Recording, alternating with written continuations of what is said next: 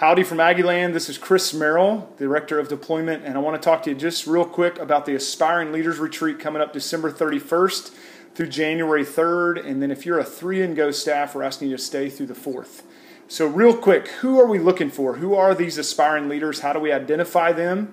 I think they have some characteristics that are going to quickly come to mind. All right. So first, we want to invite people that are crazy in love with Jesus and are all about His glory. They're focused on His glory more than themselves. We're also looking for obedient people, people that reject passivity, and when they learn something, they're putting into obedience and bringing others into obedience with them. They're optimistic people. They're expecting God to do great things and are casting that vision. They're open to other people's teaching. So an ear here just to illustrate that they're seeking out what you have to say. They're seeking out what others can inform them of. Next is probably the most obvious. They're probably already leading people in some context of their life. So these guys have influence and impact on those who are around them. Next is they're gospel-centered.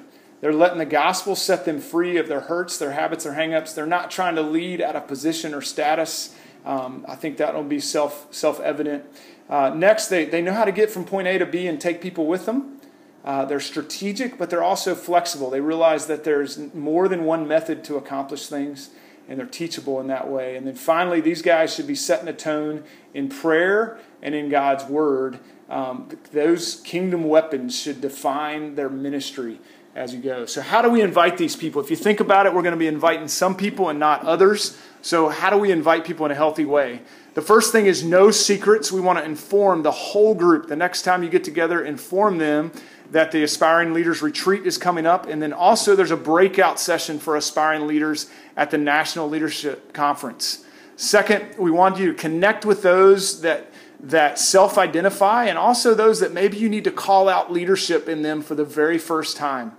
And then when you meet with them, honor and encourage their giftings, cast vision for what you see in them, and then respond in 2 ways. If it's somebody that you need to just slow down a little bit, say not now, and just give them a next step of growth. How do they need to grow towards being a leader?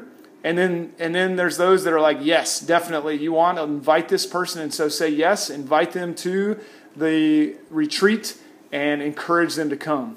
So stop for a minute and just imagine a day when you're sending entire teams out of your city under those that you've identified and those that you've invited. This process is going to really help us deploy many to the unreached.